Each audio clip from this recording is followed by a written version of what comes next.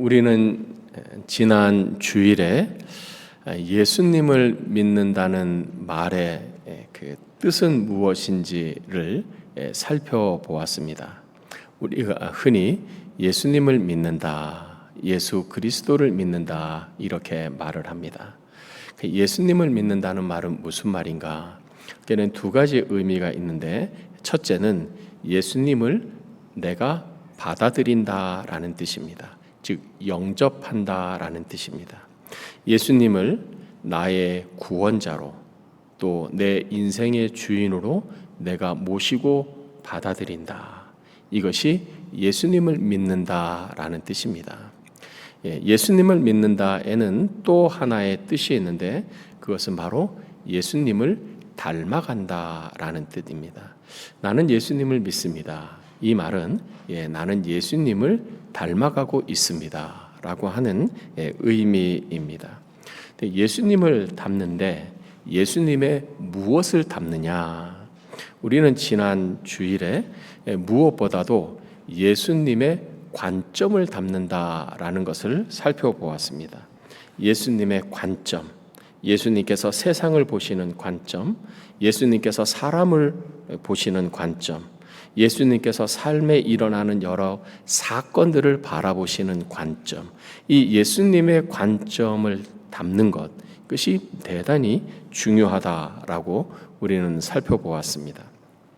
예수님의 관점, 예수님께서 세상이나 사람이나 또 우리 인생 가운데서 일어나는 이 여러 사건들을 바라보시는 예수님의 관점은 크게 세 가지로 말할 수 있습니다. 첫 번째는 목적의 관점입니다. 하나님의 뜻이 있다. 우리가 다 이해할 수 없는, 천국에 가서야 알 수 있는 하나님의 뜻이 있다. 이 사람이 맹인으로 태어난 것이 이 사람의 죄 때문입니까? 아니면 이 사람의 부모의 죄 때문입니까? 이 사람의 죄 때문도 아니고 이 사람의 부모의 죄 때문도 아니고 이 일을 통해서 하나님의 일을 나타내려 함이라. 하나님의 일을 나타내려고 하는 하나님의 뜻이 있다. 하나님의 목적이 있다. 특별히 우리의 삶 가운데서 우리가 경험하는 어려움들, 시련들, 곤란함, 힘든 일들, 이런 일들을 볼 때 거기에는 하나님의 뜻이 있다라고 하는 이 목적의 관점으로 보는 것, 그게 예수님의 관점입니다. 두 번째는 소망의 관점입니다.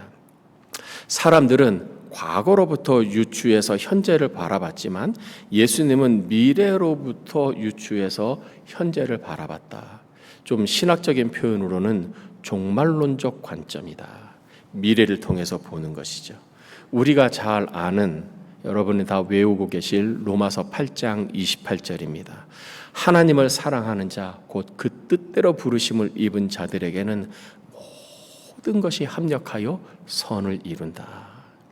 우리에게 유익된 건, 우리가 기쁘고 즐거운 것뿐만 아니라 우리에게 아픔을 주고 고통을 주고 우리를 낭망하게 하고 우리를 슬프게 하는 이 모든 것들이 합력하여 마침내는 하나님의 은혜로 선을 이룰 것이다. 내게 유익이 된다라고 하는 이 소망의 관점입니다. 세 번째는 긍정의 관점. 우리가 예수님의 생애에 대해서 기록한 마태, 마가, 누가, 요한복음을 보면 공통적으로 예수님의 하나의 모습을 발견하는데, 예수님은 어떤 순간에도, 예상치 못한 어떤 순간에도 예수님은 당황한 적이 한 번도 없습니다. 또 예수님은 나는 못한다라고 말씀하신 적도 없어요. 예수님은 어떤 순간이 와도, 어떤 위험한 순간이 와도 당황하지 않으셨습니다. 왜? 예수님은 그 모든 것들을 해결할 능력이 있으셨기 때문입니다. 긍정의 관점이라고 하는 것은 다르게 말하면 가능성의 관점입니다. 내게 능력 주시는 자 안에서 내가 모든 것을 할 수 있느니라. 할 수 있거든이 무슨 말이냐? 믿는 자에게는 능치 못할 일이 없느니라. 우리가 하나님의 능력으로 우리의 모든 삶에 일어나는 것을 보는 것이죠. 이게 긍정이죠. 가능성의 관점입니다. 우리는 예수님에게서 이 세 가지 관점을 배워야 함을 우리 지난 시간에 살펴보았습니다. 예수님을 배운다는 것은 첫 번째는 예수님의 관점을 배우는 것이고 닮아가는 것이고, 두 번째는 예수님의 하신 일을 닮아가는 것입니다. 요한복음 5장에 우리가 살펴본 이런 내용이 있습니다. 예수님께서 예루살렘에 있는 베데스다라고 하는 연못에 가셨을 때 마침 거기에 많은 병든 사람들이 있었는데 특별히 한 사람이 예수님의 눈에 띄었습니다. 이 사람은 38해 동안 걷지 못하고 자리에 누워서 고생하는 사람이었습니다. 예수님께서 이 사람을 고쳐주시고자 하는 마음으로 말씀하십니다. 일어나 너의 자리를 들고 걸어가라. 예수님이 이 한마디의 말씀을 하시자 갑자기 이 사람의 몸에서 힘이 생겨서 기력이 생겨서 곧 나아서 자리가 여태껏 누워있던 그 자리를 들고 일어나 걸어갑니다. 예수님의 그 한마디의 말씀으로 이 사람이 힘을 얻고 치유가 일어난 것입니다. 여러분 생각해 보십시오. 38년 동안 고생하는 사람을 예수님이 말씀 한마디로 고쳐주셨습니다. 예수님이 얼마나 칭송을 받아야 될 분입니까? 그런데 그곳에 있던 유대인들은 예수님을 칭송하기는커녕 오히려 예수님을 비난하고 비판합니다. 그 이유는 예수님께서 이 38년 된 병자를 고치신 그 날이 안식일이었기 때문입니다. 유대인의 전통과 관습에는 안식일에 병을 고치는 것을 금했습니다. 왜냐하면 안식일에 병을 고치는 것은 노동이라고 그들은 생각했기 때문입니다. 안식일에 병을 고쳐서는 안 된다. 병자의 고통을 줄여줄 수 있는 것은 노동이 아니지만 병을 고치는 것은 의료행위고 치료행위이기 때문에 안식일에 해서는 안 된다. 그것이 이들의 가지고 있었던 전통과 관습이었습니다. 물론 나쁜 전통이고 잘못된 악습인 것이죠. 예수님은 의도적으로 그것을 깨트리신 것이죠. 유대인들이 예수님을 비판하면서 이렇게 따지듯이 묻습니다. 왜 안식일에 병을 고치느냐? 그러자 예수님께서 그들에게 이렇게 답하십니다. 내 아버지께서 이제까지 일하시니 나도 일한다. 내 아버지께서 이제까지 지금까지 일하고 계시니 나도 당연히 일한다. 여기서 예수님이 말씀하신 이 아버지는 하나님을 가리키죠. 여기서 우리가 알 수 있는 사실은 하나님은 가장 본질적으로 일하시는 하나님이시다. 그리고 하나님의 아들이신 예수님도 일하신다. 그런 면에서 우리가 하는 죄를 짓는 것, 하나님의 뜻을 거행하는 일 외에 일반적인 모든 일은 신성한 것입니다. 왜냐하면 하나님은 일하시는 하나님이기 때문입니다. 하나님은 일하시고 하나님의 아들이신 예수님도 일을 하십니다. 그럼 예수님은 어떤 일을 하시는가? 오늘 말씀에 예수님의 하시는 일의 내용 그리고 예수님의 일을 하시는 방식을 우리에게 가르쳐 줍니다. 그럼 예수님은 일을 하시는데 어떤 일을 하시는가? 4절 5절에서 예수님의 하시는 일의 내용이 나옵니다. 우리 4절 5절 말씀 우리 다시 한번 읽겠습니다. 시작. 때가 아직 낮음에 나를 보내신 이의 일을 우리가 하여야 하리라. 밤이 오리니 그때는 아무도 일할 수 없느니라. 내가 세상에 있는 동안에는 세상의 빛이로라. 예수님은 하나님께서 일하신다. 일하시는 하나님이 나를 이 세상에 일하라고 보내셨다. 그 나는 나를 보내신 하나님 아버지의 일을 한다라고 말합니다. 그리고 그 일이 무엇인지 비유적으로 우리에게 5절에 말씀하십니다. 내가 세상에 있는 동안에는 세상의 빛이로라. 예수님은 하나님의 아들이신 예수님은 이 세상의 빛으로 오셨고 빛된 삶을 사셨습니다. 여기서 말하는 이 세상의 빛은 물론 영적인 빛이고 예수님 자신을 가르칩니다. 우리가 예수님이 하시는 일을 이해하기 위해서 예수님은 우리의 이해를 돕기 위해 이 세상의 빛, 물리적인 빛을 비유로 해서 예수님이 하시는 일을 우리에게 가르쳐 주십니다. 빛은 어떤 일을 하는가? 빛이 하는 일을 보면 우리는 예수님의 하는 일을 알 수 있습니다. 첫 번째로 예수님은 우리에게 승리를 주시는 일을 하십니다. 예수님은 우리에게 승리를 주십니다. 제가 전에도 한번 질문을 드렸죠. 여러분, 이 세상에는 빛이 있고 어두움이 있습니다. 빛이 더 강할까요? 어두움이 더 강할까요? 빛이 강합니까? 어두움이 강합니까? 빛이 강합니다. 여러분, 우리가 정말 깜깜할 때를 칠흑처럼 깜깜하다 또는 칠흑처럼 어둡다 이런 표현을 쓰죠. 그냥 앞이 잘 분간이 되지 않은. 여러분, 혹시 정말 칠흑처럼 깜깜한 그 어두움을 경험해 보신 적이 있으십니까? 저는 그런 경험을 해본 적이 있습니다. 제가 이전에서 목회하고 살던 곳이 BC의 캡눕스라고 하는 곳인데, 이 캡눕스에서 밴쿠버까지가 한 3시간 반, 4시간 정도 됩니다.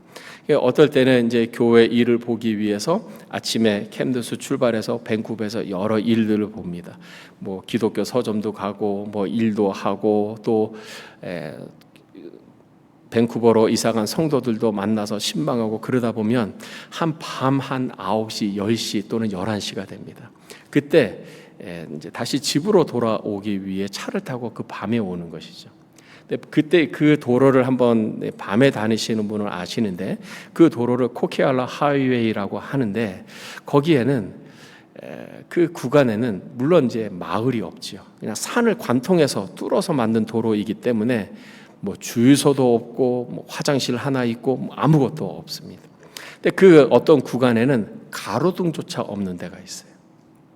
근데 새벽 1시나 2시 이때 차를 타고 이제 다시 집으로 돌아오는데 보면은 차가 없어요.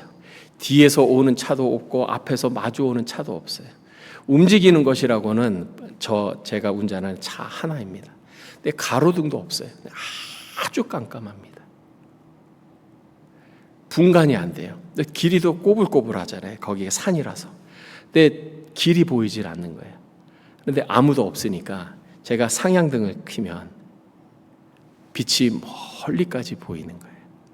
그러면 길을 볼 수 있어요. 근데 제가 그때 경험하는 거죠. 어둠이 아무리 칠흑처럼 깜깜하다 해도 라이트를 켜면 길이 보인다. 예수님이 이 세상의 빛으로 오셨습니다. 이 빛은 물론 영적인 빛입니다.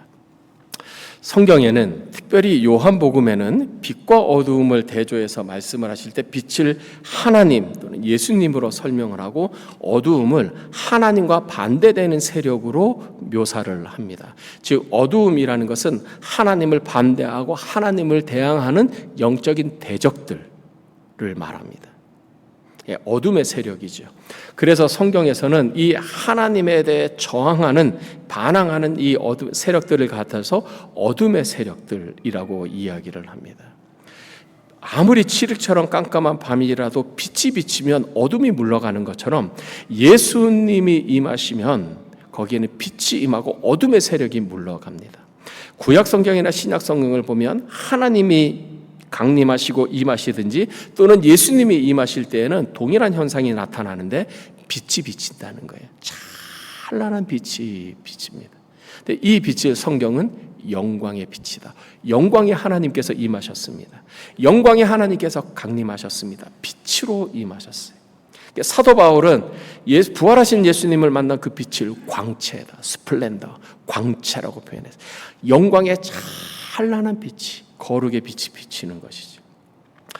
예수님이 하시는 일은 무엇인가? 바로 이와 같은 이 영적인 어둠의 세력들, 이 우리를 죄를 짓게 하고 유혹해서 우리를 악을 행하게 하는, 또는 우리를 위협해서 불안하게 하고 두려워하게 하는 이 어둠의 악한 세력들, 성경에는 사탄이다, 마귀다 또는 귀신이라고 말하는 이 어둠의 세력들을 예수님은 물리치시는 것입니다.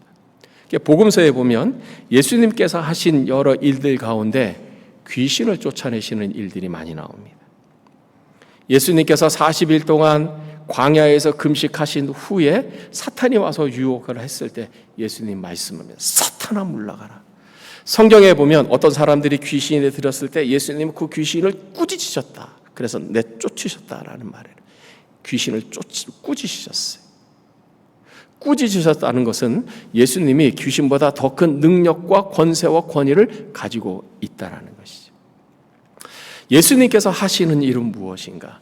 빛이 어둠을 물리치듯이 예수님은 이 세상의 어둠의 영들을 물리치는 것입니다. 그래서 승리하게 하시는 것입니다. 그러면 우리는 어떻게 하면 이 어둠의 세력, 우리를 죄를 짓게 하고 우리를 불안하게 하고 두렵게 하고 악을 행하게 하는 악한 마음을 일으키는 이 어둠의 세력을 우리는 물리칠 수 있는가? 예수님을 따라하면 됩니다. 여러분 저를 한번 따라해 주십시오. 예수의 이름으로 명하노니 사탄아 물러가라. 예수의 이름으로 명하노니 귀신은 떠나갈지어다. 네. 여러분 말을 하는 것이 믿음의 말로 언어로 선포하는 것이에요. 예수님이 하신 첫 번째 일은 우리에게 승리를 주시는 일을 하십니다. 두 번째, 예수님은 빛으로서 우리에게 깨달음과 깨우침을 주십니다. 어둠은 곧 무지입니다. 어두우면 사방이 보이지 않습니다. 길이 어디에 있는지, 내 주위에 무엇이 있는지 도저히 분간할 수 없습니다. 어두우면 모릅니다. 어둠이란 무지입니다. 특별히 요한복음이나 마태복음 1장에 보면 사람들에게 어두움, 지적인 어두움, 정신적인 어두움, 영혼의 어두움이 있는데 그 어두움은 특별히 하나님에 대한 어두움입니다. 하나님에 대해서 어두워요. 하나님에 대해서 무지합니다. 하나님의 살아계심, 하나님의 성품, 하나님의 속성이 어떤지 몰라요. 사람들이 하나님에 대해서 나타나는 반응은 거부입니다. 거부하는 거예요. 저항하는 것입니다. 그러면 혹시 여러분의 아는 사람들 중에 이런 분이 있을 것입니다. 그냥 세상적인 이야기를 하는 데는 서로 잘 통해요. 소위 말하는 죽이 잘 맞아요. 서로가 코드가 통해요. 세상 이야기를 이해하고 취미 이야기를 이해하고 하여튼 먹는 거 이야기하고 그러면 서로 잘 맞아요. 그런데 그 사람에게, 그 친구에게 교회 가자고 얘기하면 거부 반응을 일으키는 사람이 있어요. 야, 참 희한하다. 다른 거는 그렇게 말을 잘 듣는데 왜 교회 나가자고 하면 그렇게 막 완강하게 고집을 피우고 거부하는가? 영적인 문제이기 때문에 그래요. 영적으로 무지하면 고집을 피우고, 고집이 더 세지면 완고해지고, 완고함이 더 심해지면 완악해지는 거예요. 내가 다른 말은 다 듣겠는데 교회 나가려는 나 말하지 마. 나와 함께 교회 나가자 예수 믿자고 말하지는 마. 영적인 문제이기 때문에 그런 거예요.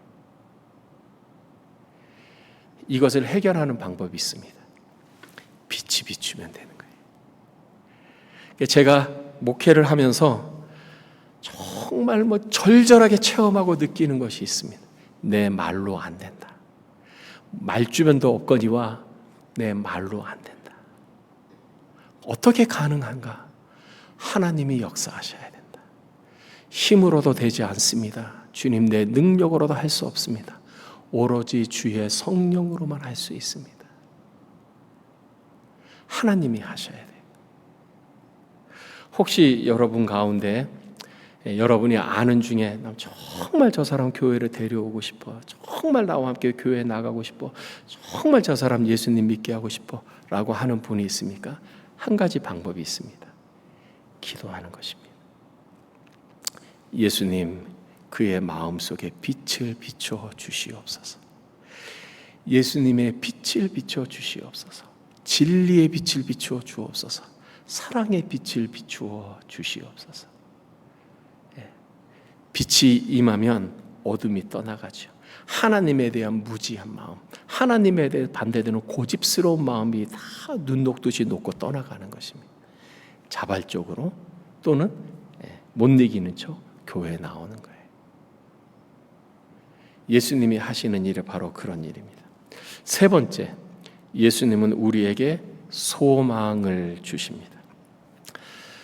인생을 살다 보면 절망적인 상황을 경험할 때가 있습니다. 절망적일 때는 답이 보이지 않는 거죠. 내가 무엇을 해야 하는지도 모르겠어요. 어떻게 해야 되는지도 모르겠어요. 그냥 말 그대로 앞이 깜깜한 거예요. 해야 된다는 사실은 알겠는데 무엇을 해야 되는지 모르니까 너무 답답한 거죠. 무엇을 해야 되는지 모르니 어떻게 해야 되는지도 모르는 거죠. what을 모르니 why를 모르는 거예요. how를 모르는 거예요. 깜깜한 거죠. 그런데 예수님은 빛을 우리의 마음에 비춰주십니다. 빛을 비춰주시면 소망이 생기는 거예요. 성경에 보면 예수님께서 귀신을 쫓아내시는 일을 많이 하셨고 또 하나 사람들에게 많이 하신 일이 있는데 병을 고쳐주시는 거예요. 왜 예수님이 그렇게 많은 사람들의 병을 고쳐주셨을까? 우리는 예수님의 마음을 이해하죠. 병든 사람 마음이 많이 무겁습니다. 괴롭습니다. 그런데 말로 표현을 못해요. 제가 20대 초반에 결핵이 걸렸습니다. 지금 이 키에 몸무게 80, 지금 몸무게는 비밀. 이 건장한 체격에 결핵이 걸렸어요. 제가 결핵이 걸렸다고 해서 어머니께 말씀드려 어머님이 그냥 그 자리에 푸석 주저앉으셨어요. 왜? 저희 아버님이 결핵으로 돌아가셨거든요. 근데 저는 모르지만, 그러니까 결핵으로 죽는다라고 하는 생각이 있기 때문에 두려운 거예요. 보건소에 갔더니 약을 한 봉다리를 주면서 당신 이거 하루 3번 먹으면 삽니다. 이 약 먹지 않으면 당신 죽습니다. 하루에 한 끼에 제가 18알인가를 먹었어요. 한 끼에. 그 약만 먹어도 배부르더라고요. 근데 제가 그렇게 결핵에 걸렸을 때 약을 먹으면서 제 마음속에 계속 마음이 일어나는 거예요. 죽을 가능성이 더 많다. 병이 걸리면, 죽음과 연관된 병이 걸리면 사람은 거의 본능적으로 삶의 의욕을, 삶의 줄을 놓고 싶어요. 거의 본능입니다. 내가 이렇게 피해를 주느니, 불확실하게 사느니 어차피 죽을 건데 내가 더 살아서 뭐하나. 삶의 의욕을, 이 살고 싶어져 하는 끈을 내려놓는 거예요. 절망이지요. 그래서 아마 예수님이 많은 사람들을 고쳐주셨을 것 같습니다. 우리가 살면서 질병 때문에 또는 재정적으로 너무 부족함, 궁핍함 때문에 정말 내 힘으로 해결할 수 없는 삶의 여러 사건과 문제들 때문에 절망이 우리를 엄습해 올 때가 있어요. 내가 차라리 이렇게 사느니 그냥 어차피 죽을 거 일찍 죽자. 그러니까 이런 마음이 들 때가 있다는 거예요. 예수님은 우리에게 빛을 주십니다. 우리의 마음에, 우리의 영혼에 빛을 주세요. 내가 있지 않냐? 내가 너를 보고 있지 않냐?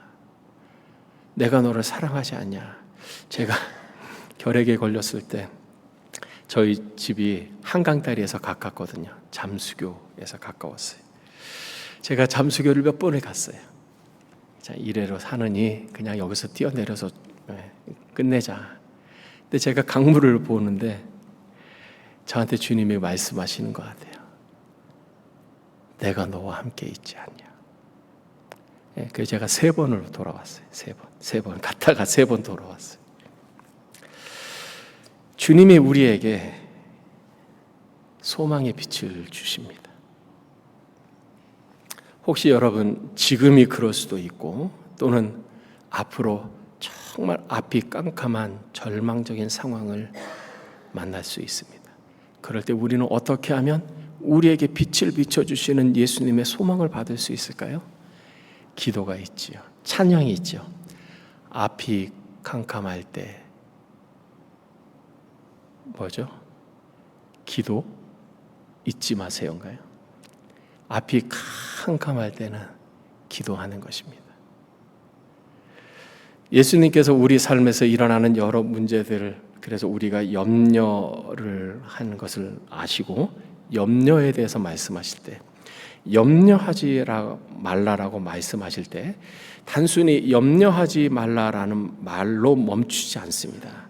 예수님은 성경은 하나 더 나갑니다. 염려하지 말고 구하라. 생각해 보십시오, 여러분. 염려거리가 있는데 어떻게 염려가 안 되겠어요? 염려하지 말아야지, 염려하지 말아. 이런다고 염려가 안 됩니까? 염려를 물리치는 방법이 있어요. 그 염려거리를 기도거리로 바꾸는 거예요. 기도 제목으로 바꾸는 거예요. 그래서 아무것도 염려하지 말고 오직 모든 일에 기도와 간구로 너희 구할 것을 감사함으로 하나님께 아뢰라. 기도하라는 거예요. 여러분, 염려거리가 있으십니까? 걱정거리가 있으십니까? 근심이 있으십니까? 그래서 하나님 앞에 겸허하게 나아가십시오. 겸손한 마음으로 믿음으로 나아가십시오. 그리고 기도하십시오. 하나님께서 저의 기도를 들으시고 응답해 주신 것처럼 여러분의 기도를 들으시고 응답해 주실 줄을 믿습니다. 두 번째, 오늘 말씀은 예수님께서 일을 하시는데 어떤 방식으로 일하시는지를 우리에게 가르쳐 줍니다. 6절, 7절 말씀. 6절, 7절 우리 함께 읽겠습니다. 시작. 이 말씀을 하시고 땅에 침을 뱉어 진흙을 이겨 그의 눈에 바르시고 이르시되 실로암 못에 가서 씻으라 하시니 실로함은 번역하면 보냄을 받았다는 뜻이라. 이에 가서 씻고 밝은 눈으로 왔더라. 예수님께서 이 태어날 때부터 앞을 보지 못하는 이 맹인을 고쳐주시는데 어떤 행동을 하십니다. 먼저 땅에 침을 뱉으십니다. 그리고 침을 뱉으셔서 그 마른 땅을 진흙으로 만드셨습니다. 그리고 그 진흙을 가지고 이 맹인의 눈에 바르신 것입니다. 그리고 실로암에 가서 씻으라라고 명령 말씀하셨죠. 여러분, 예수님이 하신 이 일, 침을 뱉어서 그 마른 땅을 진흙으로 만들고 진흙을 이 맹인의 눈에 바른 이 예수님의 행동을 보면서 여러분 어떤 생각이 드십니까? 지저분하다, 불결하다, 더럽다, 비위생적이다. 당연히 그렇게 생각을 하지요. 말씀 한마디로 얼마든지 고쳐주실 수 있는데 왜 굳이 침을 뱉어서 그거를 또 침을 많이 뱉어야 진흙이 될 거 아니겠어요? 진흙을 만들어서 그걸 왜 또 그 사람의 눈에 바르는? 도대체 예수님은 왜 이러셨는가? 이 불결하고 지저분하고 위생적이지 않은 이 일을 왜 하셨는가? 여러분, 질문 하나 드리겠습니다. 예수님이 이 일을 행하셨을 때 이게 사람들의 생각과 좀 지저분하다, 불결하다라고 예수님이 생각하셨을까요? 못하셨을까요? 예수님도 생각하셨겠지요. 그럼에도 불구하고 예수님은 왜 이런 행동을 하셨을까요? 이것은 예수님의 이 행동을 이해하려면 이 당시의 치유에 대한 인식을 알면 됩니다. 당시 사람들은 침이 치료에 효과가 있다고 믿었습니다. 근데 생각해보면 우리도 그렇죠. 우리가 몸에 벌레가 물리면 연고가 없으면 이불에서 알죠. 침을 바르죠. 어디 피부가 가려우면 침을 바르지요. 거의 본능과 같습니다. 이 당시에도 사람들은 침에 어떤 효능이 있다, 병을 고치는 효과가 있다라고 생각을 했습니다. 뿐만 아니라 특별히 존경받는 사람들, 특별히 높은 지위에 있는 사람들의 침은 더 큰 효과가 있다라고 생각을 했습니다. 그래서 이 당시의 문헌에 보면 왕이나 그 높은 지위의 사람에게 당신의 침을 내게 뱉으소서, 당신의 침을 바르소서라고 하는 문헌이 나와요. 고대 문헌이죠. 그러니까 이 높은 지위의 사람들, 존경받고 칭송을 받는 사람의 침은 더 특별한 의미가 있다라는 것입니다. 예수님이 사람들로부터 칭송을 받았습니다. 그러니까 예수님이 이 침으로 진흙을 만들어서 환자의 눈에 발라주신 것은 이 환자의 입장으로 보자면, 이 맹인의 입장으로 보자면 자기가 지금 치료받고 있다라는 것을 가시적으로 인지하는 것입니다. 특별히 사람들로부터 칭송받고 많은 사람들이 따라다니는 이 예수님이 침을 자기에게 발랐다라는 것은 내게 특별히 더 큰 효과가 내게 있구나라는 것을 환자가 생각했다는 것이죠. 오늘날도 마찬가지고 이 당시에도 마찬가지인데 환자에게 필요한 것은 심리적인 안정과 치료되고 있다라고 하는 확신입니다. 근데 예수님은 침을 발라주심으로 인해서 이 환자에게 바로 이 확신을 주시는 거죠. 내가 지금 고치고, 예수님이 지금 나를 고치고 있구나. 확신. 예수님이 이 존경받는 예수님이 내 병을 고쳐주니 난 틀림없이 나을 것이다 라고 하는 치료에 대한 확신. 예수님은 바로 이 환자를 생각해서, 이 맹인을 생각해서 우리가 생각하기에 좀 지저분하다고 하는 바로 이 일을 행하셨다라는 것입니다. 우리는 여기서 예수님의 마음, 예수님의 일하시는 방식을 보게 됩니다. 그것은 예수님은 상대방을 이해하신다는 거예요. 상대방의 마음을 이해하시고 상대방의 심정을 헤아려서 말씀하세요. 예수님은 선을 행하고 다른 사람을 도와주는데 일방적으로 하시지 않아요. 상대방의 마음을 헤아리는 거죠. 배려하는 것입니다. 예수님께서 사람들을 도와주시고 일하시는 방식입니다. 우리가 이 예수님의 방식을 배워야 하는 것입니다. 그렇다면 우리는 어떻게 하면 예수님을 닮아 예수님처럼 일할 수 있는가? 첫째, 하나님의 마음을 품으십시오. 하나님의 마음은 곧 예수님의 마음입니다. 예수님의 마음을 품으십시오. 예수님이 왜 귀신 들린 사람의 귀신을 쫓아내 주셨습니까? 왜 예수님께서 병든 사람의 그 병을 고쳐 주셨습니까? 예수님께서 아침부터 늦은 시간까지 자기에게 오는 많은 사람들을 직접 손을 대시면서 그들의 문제를 해결해 주셨습니까? 그 예수님의 마음은 하나, 사랑입니다. 요한일서 4장 16절에서는 이렇게 말합니다. 하나님이 우리를 사랑하시는 사랑을 우리가 알고 믿었으니 하나님은 사랑이시라. 누구든지 하나님을 사랑하노라 하고 그 형제를 미워하면 이는 거짓말하는 자니 보는 바 그 형제를 사랑하지 아니하는 자는 보지 아니하는 바 하나님을 사랑할 수 없느니라. 눈에 보이는 형제를 사랑하지 않으면서 눈에 보이지 않는 하나님을 사랑한다라고 말하는 것은 거짓말이라는 거예요. 눈에 보이는 하나님을 사랑하기에 앞서서 눈에 보이는 형제를 사랑하라라는 말씀입니다. 왜요? 하나님은 사랑이기 때문입니다.